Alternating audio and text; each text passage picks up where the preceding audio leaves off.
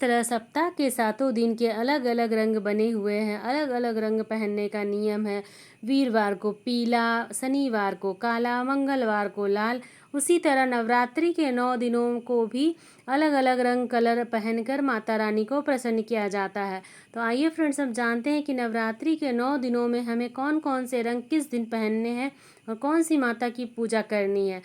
पहला दिन, दूसरा दिन, तीसरा दिन, चौथा, पाँचवा, छठा, सातवां, आठवां और 9वां दिन। 9 दिन तक हमें अलग अलग कलर के रंग के कपड़े पहनकर माता रानी की पूजा करनी है।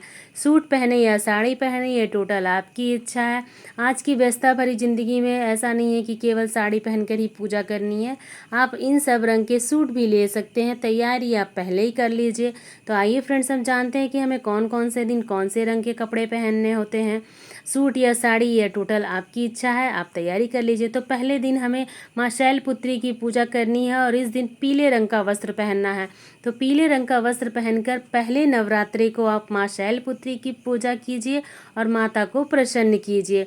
इस तरह से आपको पहले दिन पीला रंग पहनना है। दूसरे दिन हमें हरा रंग पहनना है और हरा रंग पहनकर माँ ब्रह्मचारिणी की पूजा करनी होती है। ब्रह्मचारिणी की पूजा करने के लिए आपको हरे रंग का सूट या साड़ी जो मिले आप पहन लीजिए। हरा रंग पहनकर माँ ब्रह्मचारिणी की पूजा कीजिए और उन्हें प्रसन्न कीजिए। तीसरे दिन हमें ग्रे कलर यानी कि भूरा कलर या ग्रे कलर पहनना है। इस दिन आपको माँ चंद्रघंटा की पूजा करनी होती है। तो माँ चंद्रघंटा की पूजा करने के लिए आपको भूरा या ग्रे कलर लेना है। इसमें से जो भी रंग आपके पास हो आप अपनी तैयारी कर लीजिए। तो माँ चंद्रघंटा को प्रसन्न करने के लिए भूरे रंग का वस्त्र पहनकर तीसरे दिन की पूजा कीजिए। चौथे दिन हमें ऑरेंज कलर पहनना है यानी संतरा। इस दिन माँ कूष्मांडा की पूजा होती है। माँ कूष्मांडा की पूजा करने के लिए आपको ऑरेंज रंग का वस्त्र पहनना है। इस दिन आप ऑरेंज रंग का वस्त्र पहनकर माँ कूष्मांडा को प्रसन्न कीजिए और उनकी पूजा कीजिए। 5वें दिन हमें सफ़ेद कलर पहनना है। यदि सफ़ेद से परहेज हो तो आप क्रीम कलर ले लीजिए। इस दिन माँ स्कंद माता की पूजा होती है। स्कंद माता को सफ़ेद रंग बहुत अधिक प्रिय है। तो सूट पहनिए, साड़ी पहनिए, आपकी मर्जी है। आप सफ़ेद नहीं पहनेंगे तो कोई भी लाइट कलर ले लीजिए जिसके बॉर्डर वगैरह में कोई कलर हो और सफ़ेद ना दिखे। तो इस तरह का पहनकर आप माँ स्कंद माता की पूजा कर सकते हैं 5वें दिन। तो 5वें दिन की पूजा आप माता को प्रसन्न कीजिए लाइट कलर के कपड़े पहनकर। छठे दिन माँ कात्यायनी की पूजा होती है और माँ कात्यायनी का लाल रंग प्रिय है। तो लाल रंग के कपड़े पहनकर आप छठे दिन की पूजा कीजिए और माँ कात्यायनी को प्रसन्न कीजिए।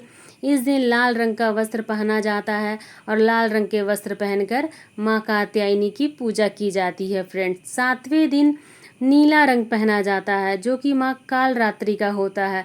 तो कालरात्रि को नीला रंग बहुत अधिक प्रिय है। इस दिन आपको नीला रंग का वस्त्र पहनना है। सूट पहनिए या साड़ी पहनिए, टोटल आपकी इच्छा है। जो आपके पास हो, जो सुविधा हो वो आप पहन सकते हैं। तो नीला रंग का वस्त्र पहनकर आप माँ कालरात्रि की पूजा कीजिए और उन्हें प्रसन्न कीजिए। इस तरह से नीले रंग का वस्त्र आप 7वें दिन पहनिए और पूजा कीजिए। उसके बाद आता है 8वें दिन यानी महागौरी। महागौरी माँ को गुलाबी रंग अति प्रिय है। तो 8वें दिन आपको गुलाबी रंग का वस्त्र पहनना है। गुलाबी रंग के वस्त्र पहनकर आप माँ महागौरी की पूजा कीजिए, आराधना कीजिए और इस तरह से उन्हें प्रसन्न कीजिए। गुलाबी रंग हमें 8वें दिन की पूजा में पहननी है और माता को प्रसन्न करना है। इसके बाद आता है 9वां दिन। 9वां दिन माँ सिद्धिदात्री की पूजा होती है और उन्हें बैंगनी कलर यानी पर्पल कलर उन्हें पसंद है। तो आप अंतिम दिन यानी 9वें दिन बैंगनी कलर के वस्त्र पहनकर माता रानी की पूजा कीजिए और उन्हें प्रसन्न कीजिए। तो इस तरह से पूरे 9 दिनों तक आप 9 रंग के कपड़े पहनिए और किस दिन आपको कौन से रंग के कपड़े पहने हैं मैंने बहुत ही डिटेल में आपको बताया है फ्रेंड्स। तो आपको यह वीडियो कैसा लगा मुझे ज़रूर बताइएगा। आप लोगों को यह वीडियो अगर थोड़ा भी अच्छा लगे तो प्लीज़ लाइक कीजिएगा और सब्सक्राइब कीजिएगा मेरे चैनल को। फिर मिलते हैं फ्रेंड्स किसी अगले वीडियो में। जय श्री कृष्ण, राधे राधे।